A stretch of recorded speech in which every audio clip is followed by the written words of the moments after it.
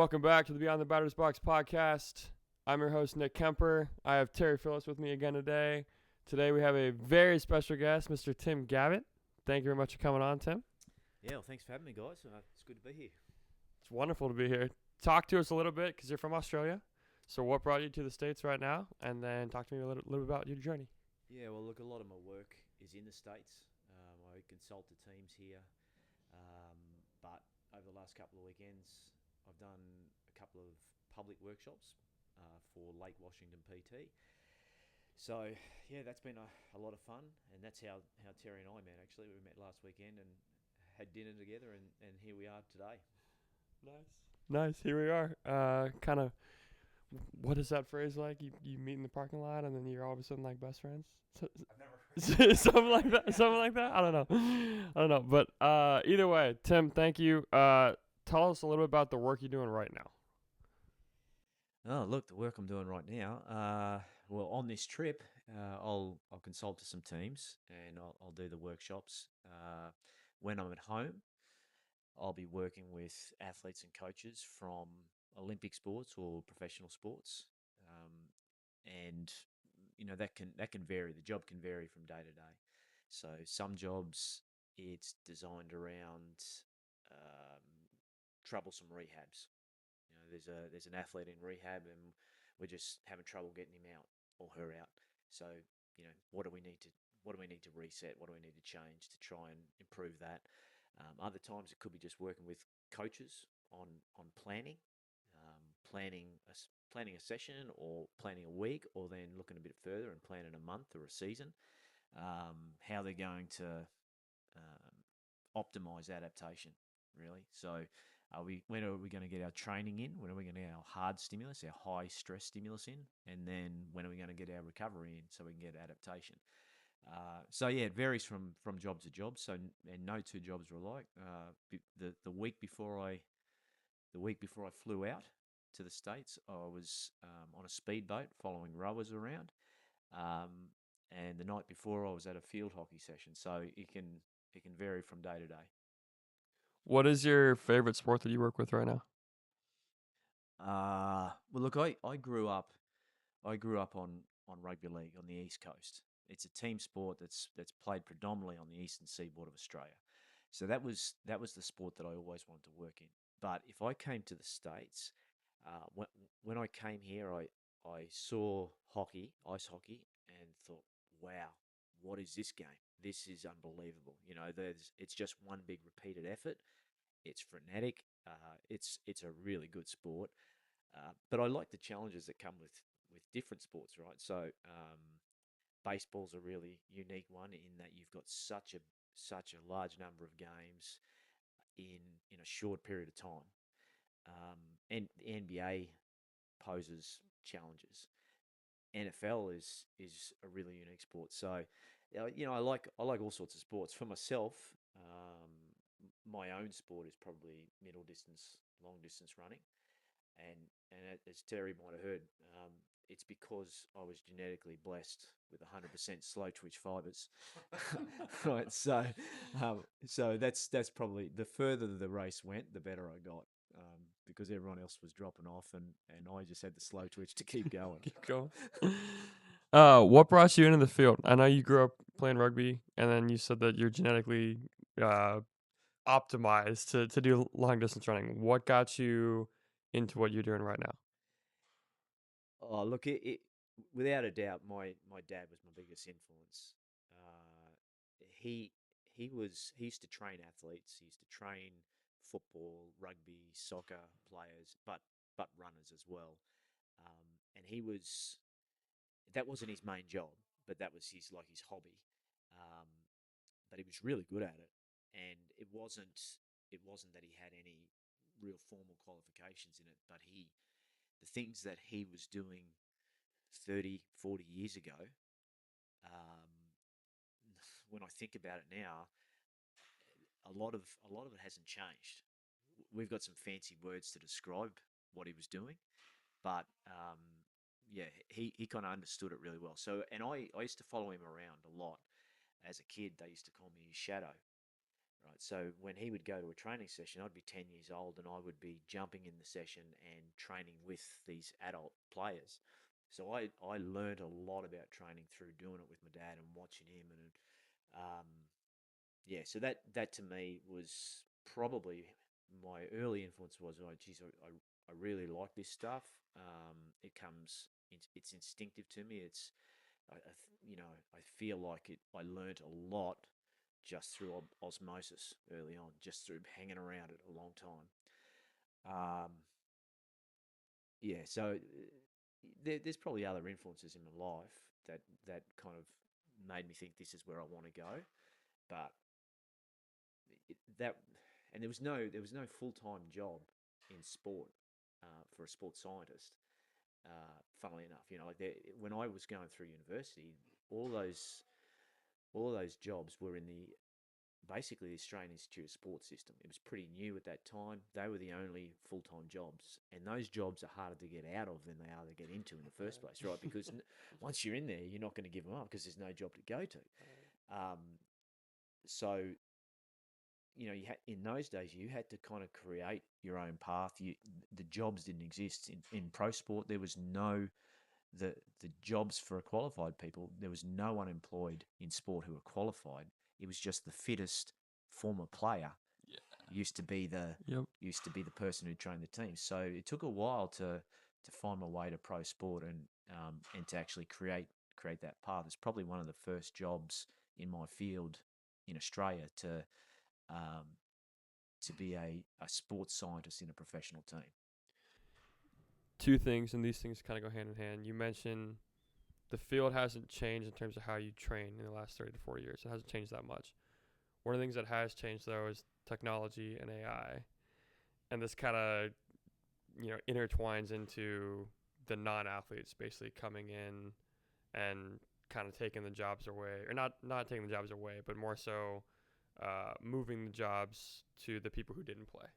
And I think a lot of the former players now kind of see, people like us, people like you and me, as like the nerds of the sport, and are ruining it because like we didn't play at the highest level. What is that like? Do you use AI in your day to day? Like, how has the technology changed for you? And like, what do you use on a day to day basis? Is it force plates? Is it like an OVR? What kind of tech do you use? Um, well, of course, your former players. I don't want to be disrespectful to the former players when I say, the fittest former player got the job, because I'm not being disrespectful. Those former players definitely have a role in sport. Now, whether it's that particular role, I don't know, but they've got so much to offer, and that mindset around being a professional athlete and um, bringing a team together, they don't forget that. That's a really important skill that they've got. So they've got a lot of leadership skills. They fit into teams in different ways, and some of those fittest former players have actually studied as well, right? So they're fit and former players, but they've also have professional qualifications to be in those jobs. So yeah, I'm not being disrespectful to those players.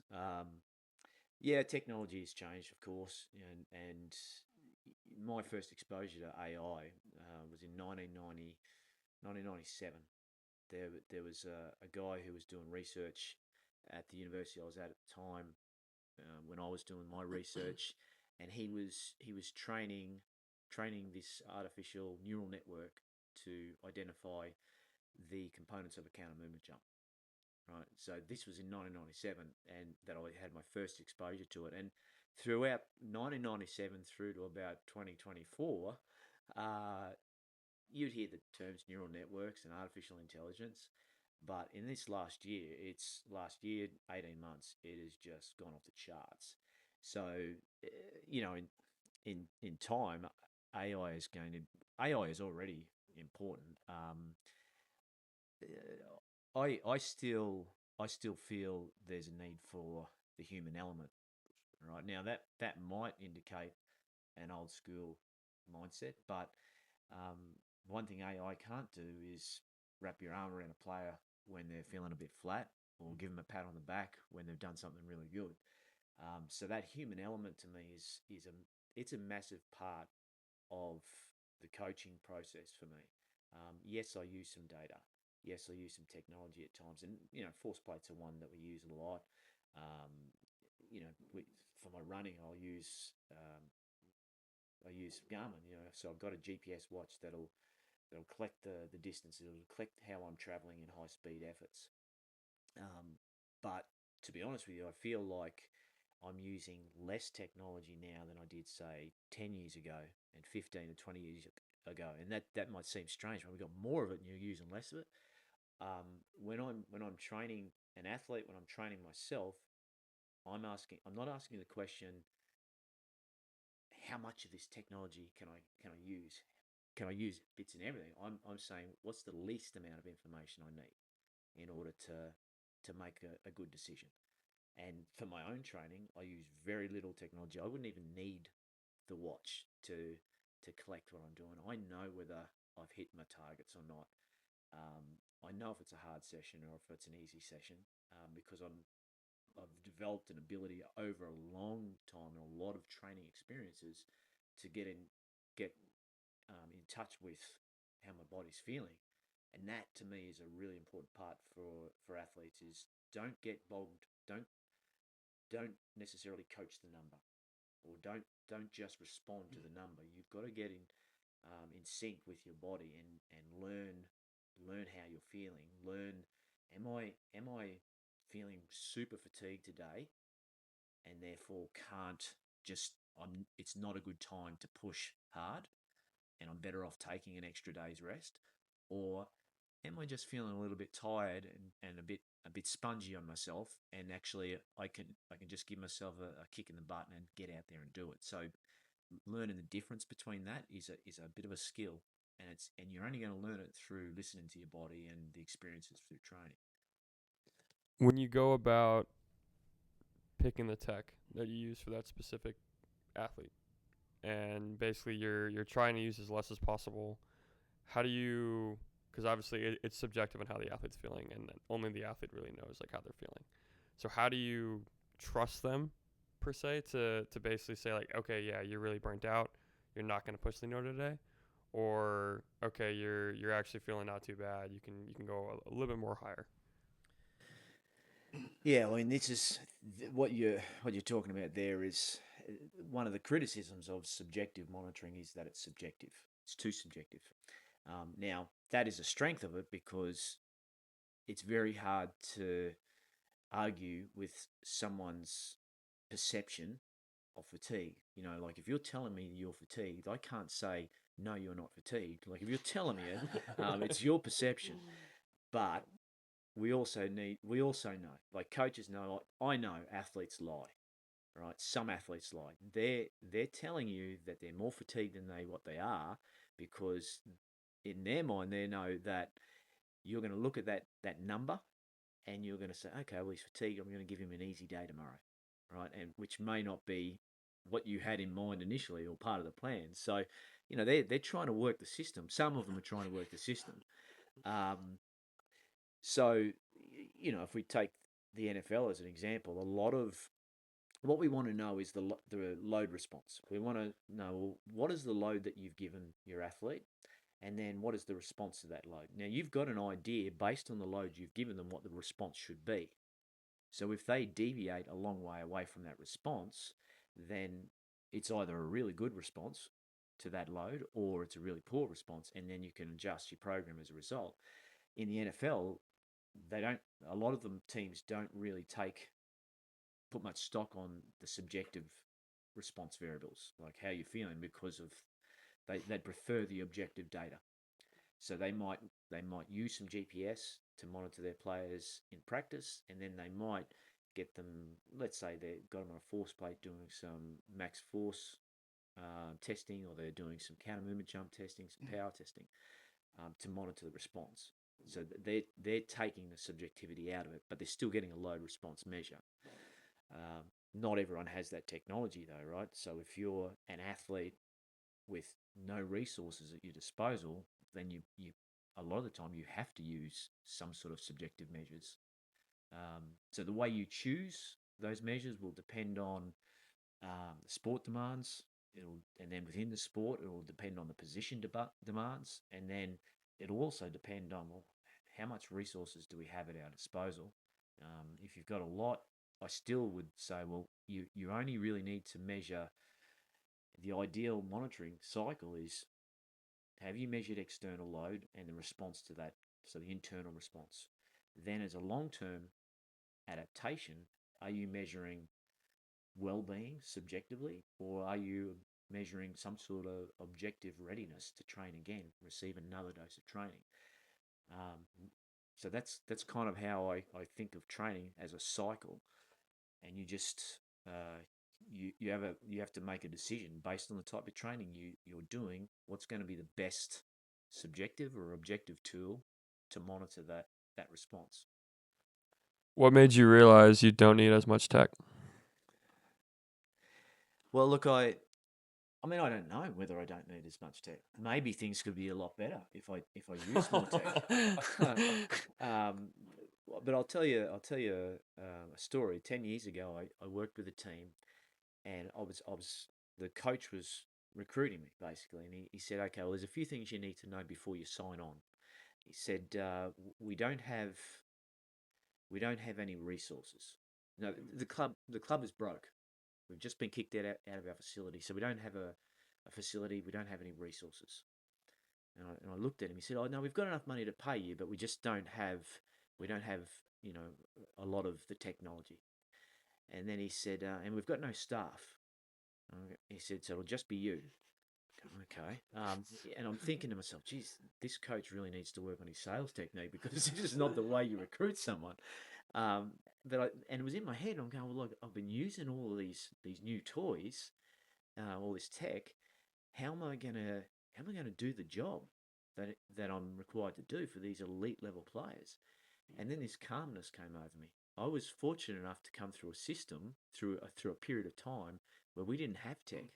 When I first started coaching, there was no GPS available on the market. Right, it was just open to the military. It wasn't open for commercial use. And because there was no jobs in pro sport, my early experiences were done at a sub elite level, where there's no money, right? So there's no resources. So I had to go back to, well, how did I used to do it? And then this calmness came over me. It was like, I've been here before. Like, if I'm straight out of uni and all I've done is learn tech, then I'm going to struggle in this job. But this is the job I want. This is perfect for me. So how did I do it then? I had to get to know my players, and I had to individually I had to find out what made them tick. And some days I would get if we had a big day planned, I would get to the facility early, and I'd sit in my car and I'd watch them walk from the car park over to the facility. And if they were walking across with their chest pointed out, then I went, okay, today's going to be a good day. But if they were dragging their feet, and okay, I'm going to have to do something a little different here to get them up today. And there were specific players where I'd go up and I'd give them a little squeeze on the arm at the start of the day. How are you today, Jimmy?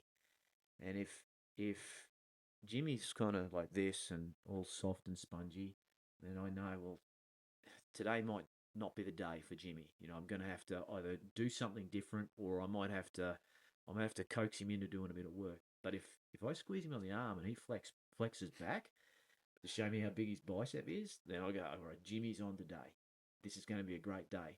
We'll see what he can do. So it became a lot more about feel. But I look back on that experience and I go, that was one of the best coaching slash sports science experiences I've had. And I measured very little as a sports scientist. Did you alter the day's workout at all based on the player's reaction? Oh yeah, of course. Yeah, yeah. I mean, we do that all the time. Now, altering the day's workout doesn't mean that I've planned a hard session and then we say, okay, we're completely throwing that out and we're doing an easy day. But like, there's a number of steps I get to before I say, right, let's take the day off. It could be I watch them come in, and then it might be I organise a little activity for the group to get them Morale. just to break the ice, get them laughing before the day, just kind of pick the mood up. That could be the adjustment to the program. It could be, but then it could be, if someone's tight and sore, right? Let's go see the PT or the athletic trainer. Let's get some work done, soft tissue work done. Let's get some more activation work done for you. Let's see if we can get you right. Let's see if we can pick you up before you go into the main session. So yeah, we're adjusting programs on the fly all the time. For sure. That's a really good talking point too. I've never thought about that before. It's kind of having like a game be placed in the beginning part of the workout to kind of raise morale. I think that's a really good idea. Probably something that we could do around here. That's awesome. Okay, great. How do you go about? Because you talked about you coaching coaches as well. How do you go about talking and communicating with coaches that may or may not be in agreement with what you're first putting out? Well, firstly, that people kind of go, well, Tim's done a lot of research, right? And it's when people hear research, I think straight away they go test tubes and lab coats. Um, Now, it's been a long time since I've even looked at a test tube or a lab coat. So, all of my research is just I don't even call it research with coaches. It's just they come to me with a question. They say, uh, Tim, how can I get more out of this player? How can I get my players fitter with the time we've got? Or if I train this way, would that be a better way than doing it this way? So that all they're doing is all I'm doing is taking questions that coaches are bringing to me, and we're just putting a project in place to try and answer the question. Now, the second thing is when I write a paper, the way that I write is completely different from the way that I speak. So those research papers, I never read any of my research papers ever again, unless I'm having trouble sleeping. Right? So I have one, I have one by my bedside table, and if I'm having trouble sleeping, I read a line, I'm out again. Right? Because they're so hard to get through. It's the way journals make scientists write. Scientific writing, for the most part, is boring. Um, but what I try and do is I present it in a language that's a bit more accessible for coaches. So it's user friendly. Now, we were talking about this on the way over, Terry and I. The coaches have got knowledge. I might have a PhD, but if they've got 30 years of coaching experience, they've done the equivalent of 10 PhDs. So you've got to be respectful of how much knowledge they bring. So I'm going to listen to the coach. I'm going to listen to the way they do things, and it's okay to disagree with, because they might have a completely different experiences. It doesn't make what I'm saying right. But equally, if there's something that doesn't quite fit with what we know about training load, that's one area where I feel like I can actually hold my own in the conversation. So I'll respectfully push back, and we'll just have a discussion. It's okay to disagree, and see it from a different angle. But I'm always going to be respectful of the coaches and what they bring in their experiences, because uh, yeah, you just can't, like, that experience. You're not going to get it from any textbook. You're going to get it from doing it. Yeah, I think that brings up a good point. I think that's kind of the situation you're describing, kind of the antithesis of it, of the clashing. I think that's a spot where baseball is definitely in right now. Of you have the quote unquote nerds, best way we'll describe it, that are more coming in and having a big place in today's game, and then you have historically a lot of like former players and coaches have been there for a long period of time that have just been in place, and it's been, I don't want to say their way or the highway, but it's been not argued against or not debated against, and now you just have this clash of how things are going, and on both sides, I would argue that just hasn't. There's a lot of instances where things haven't been debated appropriately in a can't think of my words right now, but in a manner that's just like diplomatic. Yeah, that just again isn't, as Nick said, just isn't conducive to development. And I think, as you have already talked about multiple times, is if you're really going to develop a team and put them in the best spot, it's going to take like those coaches who have been there for for 30 years, those those former players who have been there for a long period of time, and then also like the quote unquote nerds, the PTs, the data analysts, and just sitting down, not one conversation, but sitting down and talking to each other and learning from each other and figuring out, okay, what's the best way we can do this that's appropriate for our team. So I think it's a really interesting spot because again, I don't think that that's something that's, especially in baseball currently, is being handled the best. I think there's still some organizations that are doing that well, but if you go on social media, which is obviously a great place for information, great place for just gentle debate. There's definitely a lot of like old school versus new school approach, but it's refreshing to see that you with your experience that this is something that you're recognizing that is important for like development of athletes as a whole.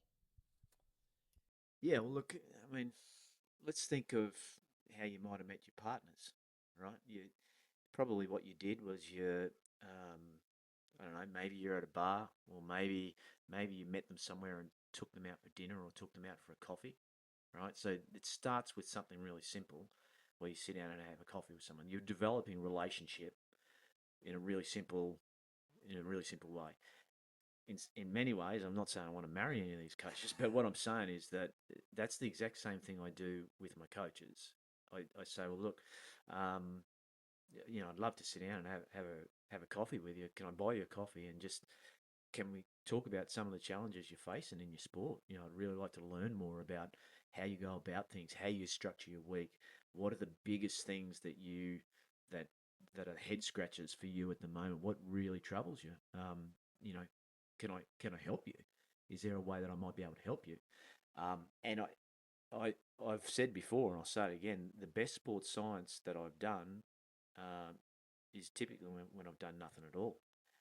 All I'll do is stand next to a coach during practice, and they'll be coaching, and I'll hear some things that they'll say to players, or they'll turn to me and they'll throw me a bone. They'll say, "See that? That's really important to us." And then that's it. All right, that's a little sign where okay, I'll file that away. That's something I can help with. That's something that I need to shape my sports science support towards that. But the coffee sessions are great because what that allows you to do is it allows you to develop the ability to have easy conversations. Now, if you can't have the easy conversations, when the heat comes on in sport, that's when the debate and the challenge and the arguing comes, and some hostility and some environment comes. If you can't have the easy conversation, then no way in the world are you going to be able to have the hard conversation when it comes. So that's what it's about for me is can we develop a relationship where we listen to each other, we understand each other's language, we understand what's important and where we're coming from, so that we get a better result for our athletes. What is the point when you get to training and developing guys where you kind of reach like the good enough threshold, meaning like, okay, it's not perfect, but it's good enough for today, or it's good enough for the path that we're on? What is that threshold kind of like when it comes to understanding each individual athlete and what they want to get out of their training and how you're trying to get it out of them? Are we talking like skill development or physical development? More so physical development. So it's sort of how much is enough in a session, or Yeah, yeah, yeah. uh, yeah. I mean, you need a bit of context around this, I suppose, because the amount that's high enough or large enough on day one of spring training is going to look different from, say, a week out from the start of your season. Um, and some days you can see your players are on, and let's say you're doing a high intensity running session, and you've got a certain volume of high intensity running planned, and you're looking at them and they're absolutely winning that session. They're attacking it, they're eating up the work. And you're looking at them and going, look, do I cut them off at what I planned, or do I just give them an extra couple of efforts here because maybe there's this extra. It's probably not going to be an extra physiological benefit, but is there an extra psychological benefit of, all right, you've done everything that I asked of you here. You've absolutely killed it. Now we're gonna go for our win. All right, this is where we've got our foot on the throat of the opposition. Now we're not letting them up. So this is the last few efforts where I really want you to attack it, which is above and beyond what you had planned. Maybe that's what you're aiming for in one day. But then other days, maybe they're a bit spongy and they just turn up and they're not attacking and they're not winning the session, and you're looking at them going, oh man, something's not quite right here. Some days you might like I in general I try and say, look, if we're doing 10 efforts, you do the 10 efforts. But there might be some days where you just say, okay, you either pull them in after 4 efforts and you say, okay, this is not who we are. This is not how we attack our work. We've got 6 efforts to go. I want you to win these efforts. Or it might be that they're so low, they're so flat. You say, okay, we're pulling it up there. Nice, easy day today.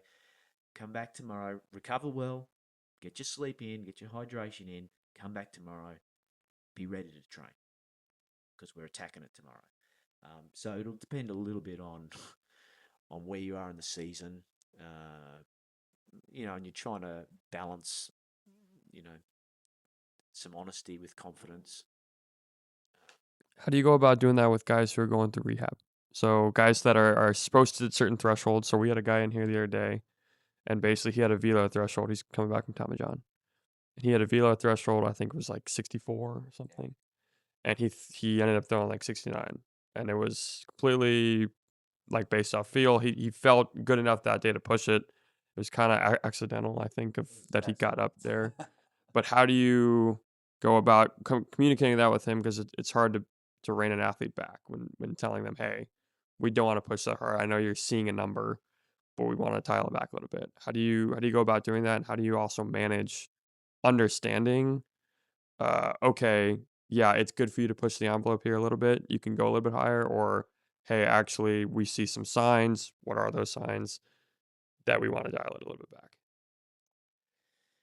Yeah, well, look, I think I guess it depends on how good your numbers are, right?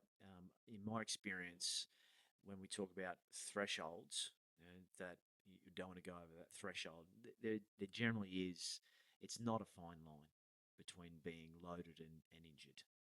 Generally, you've got a pretty big bandwidth that constitutes kind of a range that we want to hit. So if you've got let's say 64 is your number, maybe your range is 59 to 69. Maybe that's your range that we want you to hit. And that's what we consider for today's session. That's going to be the range, that's going to be the load that's going to give us the response that we require. Anything less than that, then we're not going to get the adaptation we want. Anything more than that, then we're definitely going to get maladaptation. But essentially, so your question is, well, how do we know? Well, we know with different systems and different tissues that the response to that's going to vary depending on the load you provide. But there's a range of responses there. So it's, rather than saying like for a ligament, it's 24 to 48 hours, or let's say smack bang on 48 hours. It's actually probably 48 hours plus or minus. So we've got a bit of a range, and the higher the intensity, the longer that range is going to be. So we can use science as best we can, but really what we're using is our clinical reasoning skills. If we're doing a low day, a low, let's say short toss day where it's just throwing some balls at low intensities, you're probably going to expect that, oh well, we can do that tomorrow as well.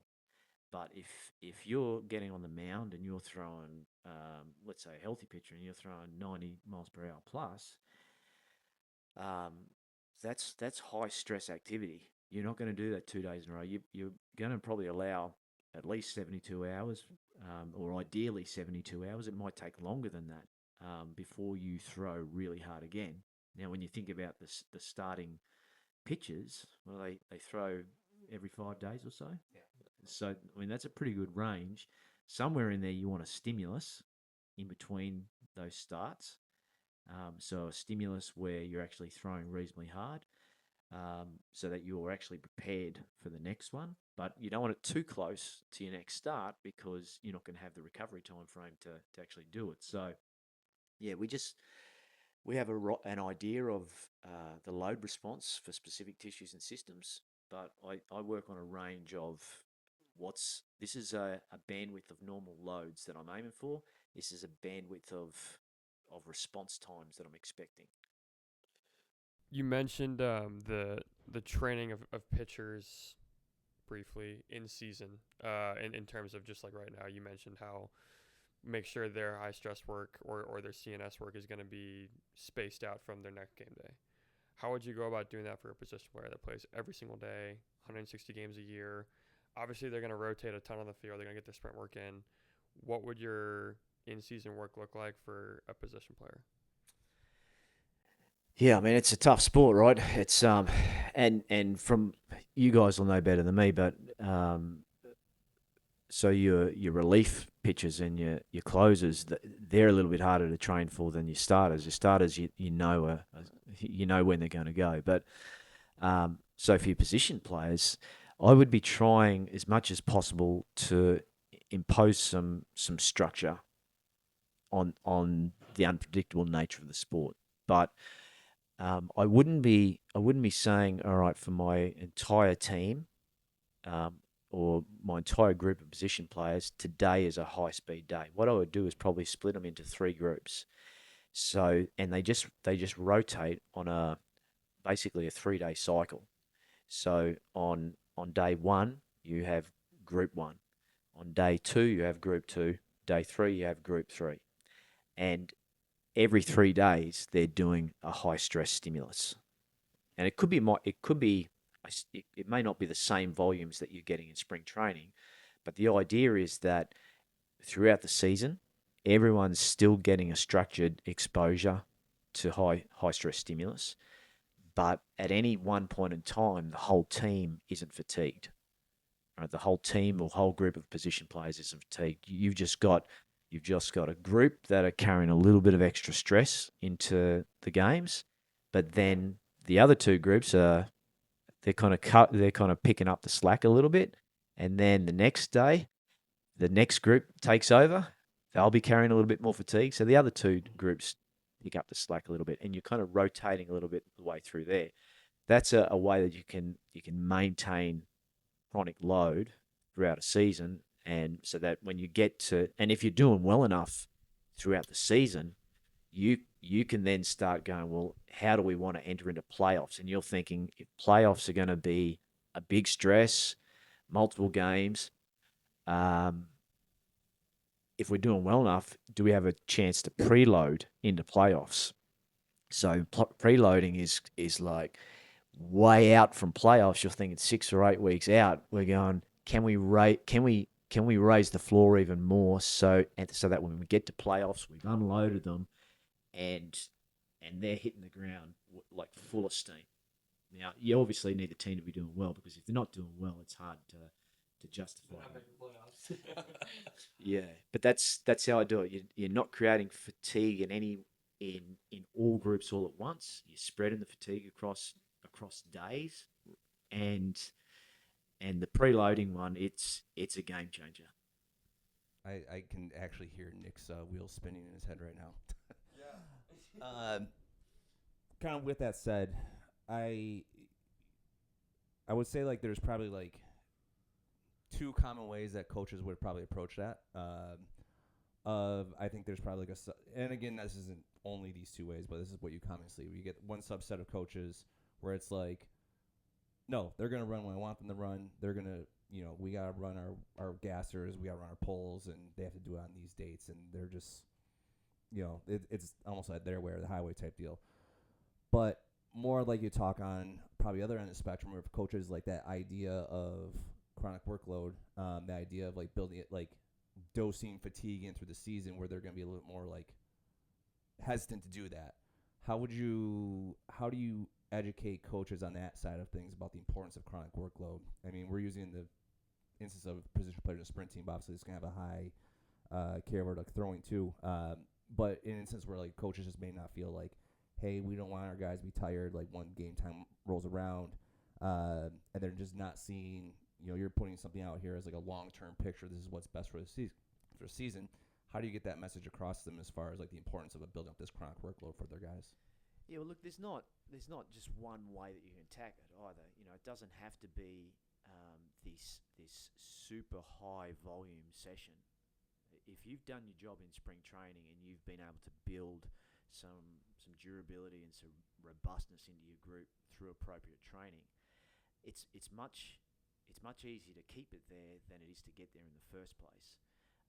So you don't actually have to do anywhere near as much work once you're there than when you're at the basement and trying to get there.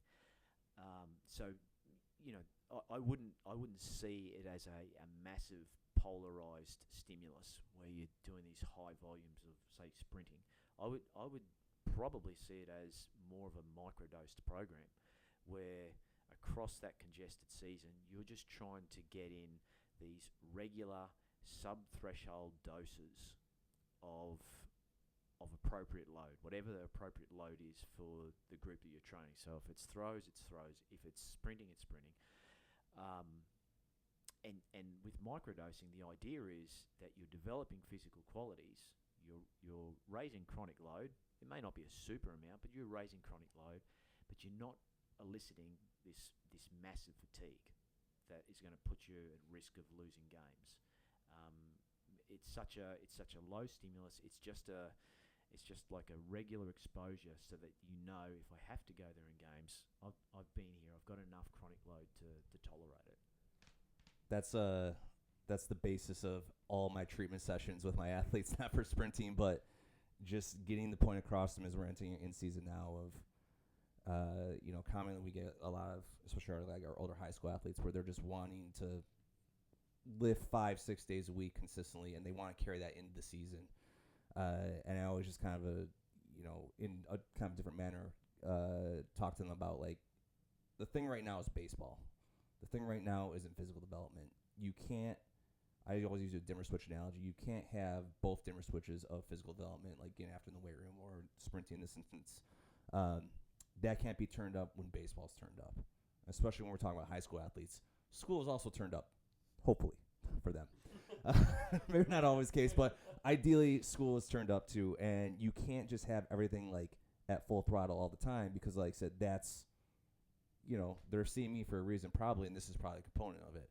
So I think that's a really good way to approach it, is just like you're giving that explanation of like more of like a microdose approach where it's like everything's still being hit a little bit, but we gotta put our eggs in the basket of being good at the thing being baseball. Yeah, 100%.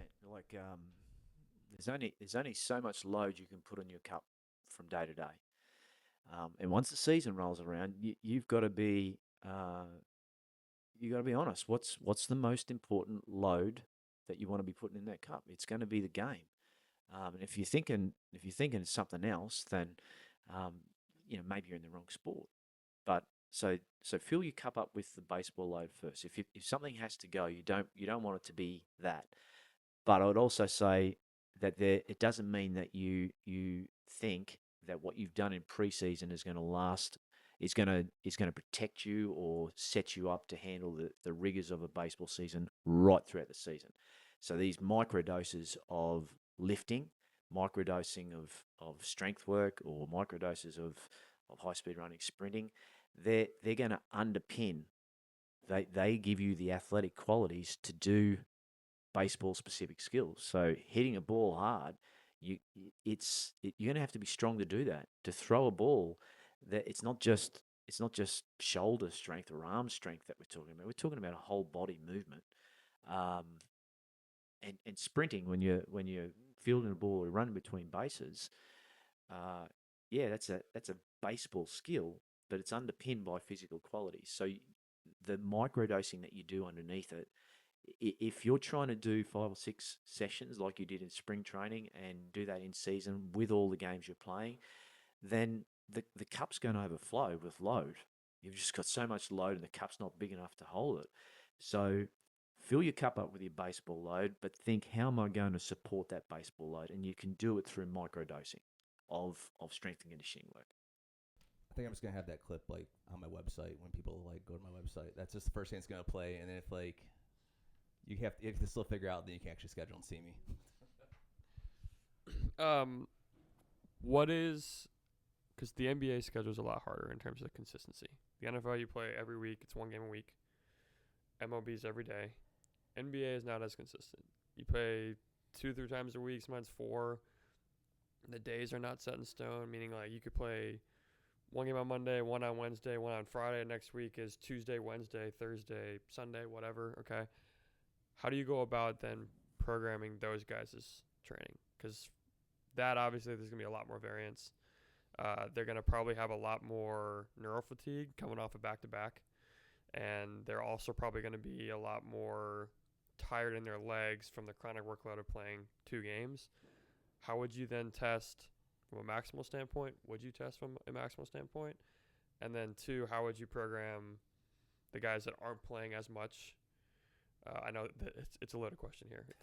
There's a lot to this, but in short, talk to me about how the NBA would get programmed from your perspective. Yeah, I mean it's a tough one. Like you hear about load management in the NBA, and you hear about players sitting out or being forced to sit out, or their minutes restrictions or whatever. In my experience, that's kind of a last resort for most of the staff. They're working really hard and they're doing a great job of keeping those players healthy in a pretty tough comp. It's pretty hard to do those back to backs on travel with poor sleep deprivation. In general, I would be you're microdosing your strength work. You're not getting a big polarized training schedule in those models because you just don't have the recovery time. I'm consolidating the stress, so I'm trying to get a lift in after games wherever possible. I'm just trying to support that big competition window with the training that I can get in, where I can get it in. Now, for a player who's not playing as many minutes, then I've got to try and get some strength. Their strength dose, their conditioning dose, or their on-court work is going to be a higher level, ideally a higher level than the starting players, so that if something happens to a starting player, that they're as prepared as possible to play longer minutes. So that's the challenge that a lot of teams face in the NBA, starters versus non-starters. It's the same in soccer teams around the world. You've got your best players that the coach wants to start as often as possible. So in many respects, at the end of a game, we're trying to recover them, but we're also trying to keep load in the substitute players. So either the day of the game, after the game, or generally the day after the game. Those substitute players, when your starters are doing recovery, your substitute players are doing some top up work, so that if they have to go in at short notice, they're ready to go in. This is a popular topic of conversation amongst the NBA for a while. Do you think the NBA season is too long? Do you think it should be shortened? Look, I'm not entirely sure around that. Obviously there's an ideal number of games that the NBA and the broadcasters want. I actually don't see that the 82 games is necessarily the problem, but it could be the way that teams are allowed to prepare for those 82 games. If you think of the training camps that happen in the NBA, they're pretty short. They might be 10 or 14 days, and then you start playing some practice games. So it's not necessarily the 82 games that's the problem. It's the quality and quantity of training that you get in before the season starts that could be the problem. And then it's not necessarily that the training camp's the problem. It's, well, what have they done in the off season? So it could be as simple as if you have a good off season, that sets you up for a good pre-season or training camp, which then sets you up for a good season. So it's in that window either of training camp or the lead into training camp. What have you done there to put you in a position to handle the 82 games? How do you go about managing from sport to sport to sport? So you mentioned that you one day were on a speedboat with rowers, and then the very next day you had a completely different sport. How do you go about kind of like flipping your mind around of like, all right, this is a different sport, maybe even like a different point of their off season or in season?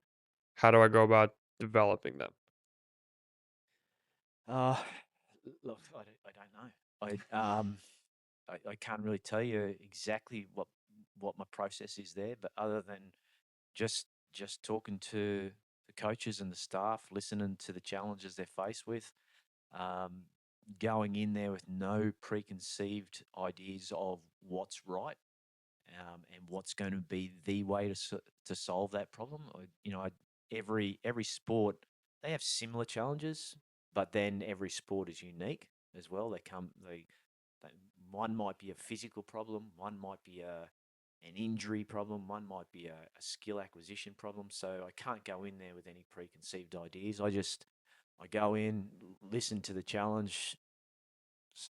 I might give some pieces of advice of this is what could work, and then I'll say, just give me a little bit of time to think.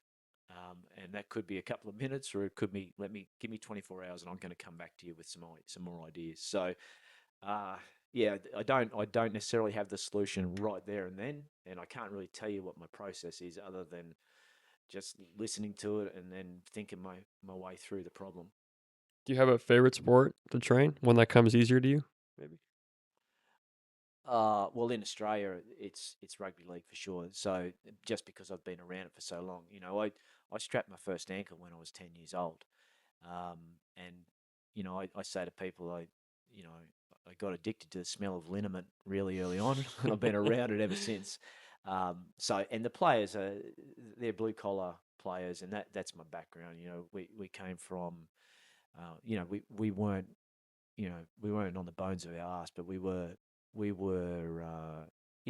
dad was blue collar, he's working class, so we had to work pretty hard for what we got. So I connect pretty well with that sport. The players from those sports, the athletes from that sport, they tend to come from some pretty hard backgrounds.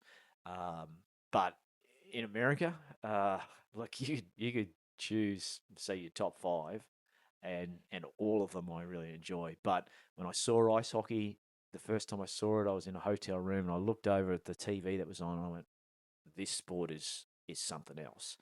I've really grown to enjoy American football. I like being here when the Super Bowl's on and the playoffs are on, because you can go to any bar and you just get caught up in the excitement of what your community, the American population, just love. And I love different parts of all of your sports. So I wouldn't say I have a favorite. I actually, it's probably more the people that I remember working with, and the you see good stuff. That's part of it, but it's the feeling that you get from working with those people and interacting with those people. It either leaves you with a poor feeling, I didn't enjoy that much, or I really think they're good people. I enjoy the experience, and that's the feeling I take away. So yeah, I enjoy all of them. You mentioned top five. Do you have a top three athletes of all time? Doesn't have to be ones that you've worked with, just that you think. Um, Top three athletes of all time. Geez, that's a hard one. Uh, well, one of them was one that I had worked with, and that was Grant Hackett. Grant Hackett was 1,500 meter swimmer, um, dual Olympic gold medalist, and for me, he had the ability to handle hard work, better than anyone that I've ever seen. And the thing I like about Grant is we've stayed in contact now that he's retired. He's been successful in other parts of his life as well. So I really, that was probably that was a great experience working with him. Um, Look, there's other athletes that I've worked with that I really enjoyed for different reasons. Like there's one guy who was drop dead fast, um, but when I started working with him, the the thought was that he was fragile, that he couldn't handle training load, and the fact that we were able to get him playing every game that season, and the fact that he ended up winning um, the major award for his position in that season. That was pretty rewarding to see him do that, and his background was a really hard background. He didn't trust people in general because of things that had happened in his life. So to be able to develop a relationship with him with a person who I'm asking him to do something that he doesn't want to do necessarily. I'm asking him to go to places that he doesn't want to go. I'm asking him to do things that he hasn't done before. And to be able to develop that trust with him and for him to know that, look, I'm going to ask you to do some things, but I'm not going to ask you to do anything that I don't believe you can do. And I'm not gonna let you down here. I'm going to look after you. So come with me. You're going to get better as a result of it. So to see him do that, that was pretty rewarding. Like there's probably there's too many. Like in recent times, I've watched Lindsay Vonn, right? And there's all this talk around, well, should you have competed? Should you not competed? Like it's ultimately it's her decision. She can take on whatever advice from whatever people, but it's her decision. And the thing with Lindsay Vonn is she's achieved some magnificent things because she's wired differently, right? And she's competing in that last event with no ACL because she's wired differently, right? And that's what makes her so good. Like that's what we've got to just understand with elite level athletes. Not all of them think the same way as average people. They've got a different mindset. That's a really good point. You also brought up the recovery aspect of the Hackett guy that you brought up. How basically he had a more optimal way, or not a more optimal way, but basically a better way to recover than the average people. And I think that's an underrated aspect in training. There was a study one guy did, Dean Jackson, over at Driveline Baseball a couple years ago. He basically took two guys and put them through like a power clean progression. It was the exact same progression. They started off with the very similar like bodily metrics in terms of height, weight, training age. And by the end of it, one kid had increased his power clean by 10 pounds. It was like a 3-month study. And the other kid was like 80 pounds. And the big difference there was just the second kid recovered better for whatever reason. And they didn't necessarily do anything differently. It's just of how they responded to the training stress was much better for the second kid than the first kid. And we could talk about that for hours probably. We have to wrap up here, but that would be something that we'd probably want to have you on again to talk about just that. However, we can't. Thank you very much for coming on. Terry, do you have anything else you want to add? No? Yeah, this is great, Tim. Thank you again. For the viewers out there, thank you again for tuning in. We will have new episodes every Friday. This is the Beyond the Batter's Box podcast. Have a good one.